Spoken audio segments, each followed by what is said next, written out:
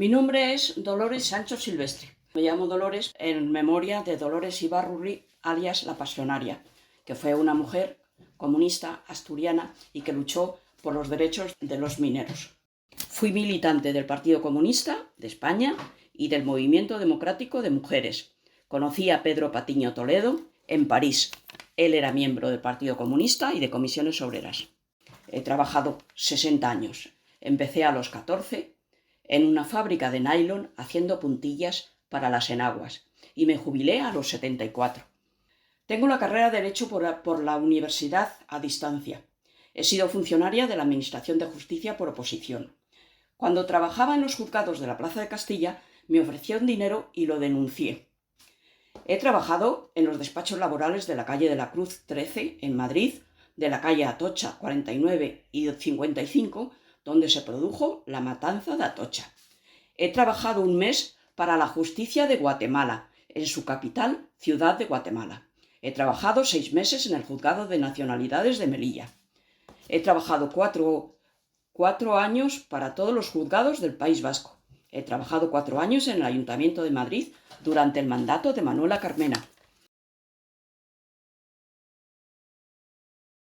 No, yo nací en la muy leal villa del Escorial. Yo en el Escorial, cuando yo fui al colegio, a ver, tengo 81 años, cuando yo fui al colegio en el Escorial, era un edificio que había 2 aulas inmensas, una aula de chicos y otra de chicas. Y en ese aula estábamos de todas las edades. Ese colegio solo tenía clase, o sea, solo estabas allí hasta los 12 años. Después te echaban y te echaban. Entonces mi madre quiso que yo estudiara. Y a pesar de que mi familia todos éramos comunistas, no había manera de estudiar si no era en un colegio de monjas. Así que me pagó un colegio de monjas. Las monjas eran en San Lorenzo del Escorial. Del Escorial a San Lorenzo del Escorial hay 3,5 kilómetros, que iba andando todos los días, subía y bajaba. Y estaba en las monjas y allí estudié hasta tercero de bachiller. Tercero de bachiller suspendí literatura, que era la asignatura que más me gustaba, y entonces pues la volví a suspender en septiembre y me desanimé y entonces pues lo dejé. Luego hice la carrera de Derecho cuando ya era muy mayor.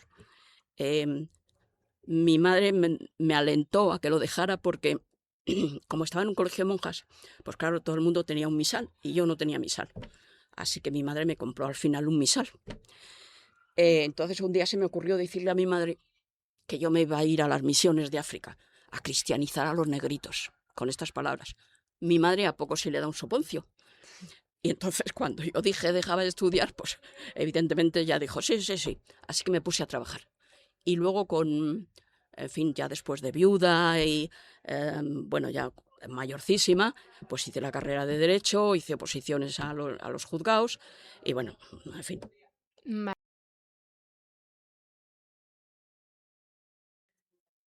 No, entonces no existía ni la palabra igualdad. Entonces no existía la palabra igualdad. Cuando en el Partido Comunista nosotras hablábamos de la revolución de Texas para abajo, era una hecatombe. Fue una hecatombe. Mi marido se quedaba con mis 2 hijos cuando teníamos reuniones y teníamos que hacer octavillas a mano, se quedaba con mis hijos. Y mi marido, cuando llegaba al partido, sus camaradas lo regañaban porque sus mujeres luego le decían: mira Pedro cómo se queda con los niños. Así que la palabra igualdad no existía en el término que hoy. Es decir, que si hoy no tenemos más igualdad, es un problema de herencia, de que los hombres no entienden, no todos obviamente, no entienden qué es lo que pintamos nosotras en la sociedad. Es decir, vosotras tenéis que estar en casa y punto, ¿vale?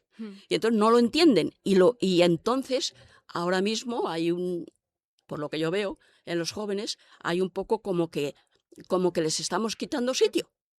Y como que, en fin, porque cuando cuando pasaron las guerras, mientras que estaban los hombres en la guerra, las mujeres estaban en los puestos de trabajo.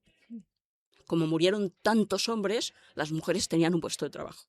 Pero cuando ya eso se iguala, pues el puesto que está haciendo esta mujer lo podría estar haciendo yo.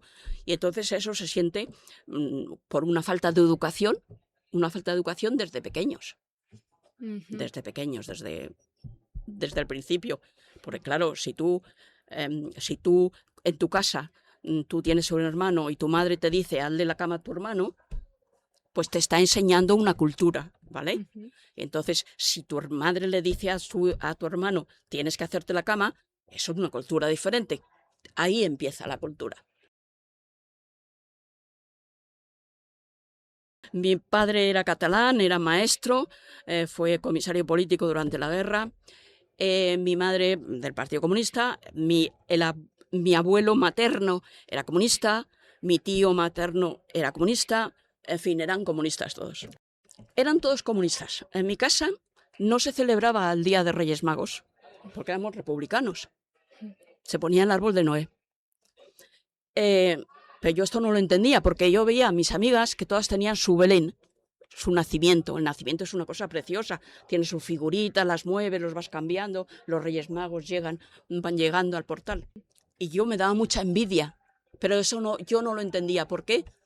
Cuando yo era pequeña, la ley que imperaba era la ley del silencio. No se hablaba. No se hablaba nada.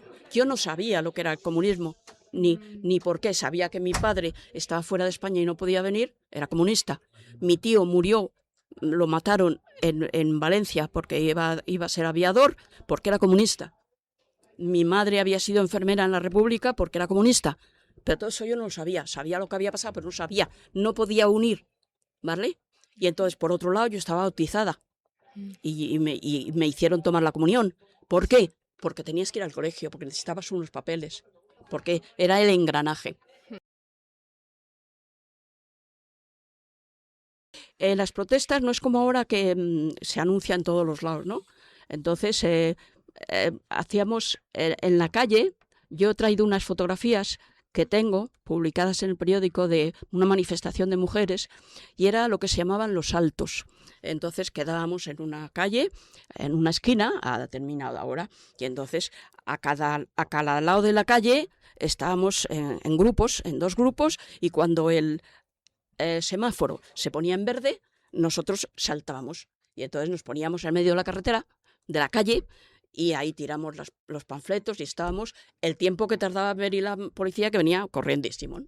Esas eran las protestas, ¿no? Porque el resto, claro, yo no estaba trabajando en una fábrica, por lo tanto, las protestas de que sí sabía de las fábricas, hombre, sí, en casa había 3.000 trabajadores, si salían todos a la misma hora, todos juntos, pues era una manifestación en sí misma, ¿no? La cosa era diferente, pero en las que yo actuaba eran esos saltos, que éramos mujeres, y también cuando había movimientos cuando hubo que salir a las calles, pues entonces cuando detuvieron a Santiago Carrillo, en todas las manifestaciones que hubo, pues se pasaba de voz a voz, es decir, nos decían pues a tal hora en tal sitio.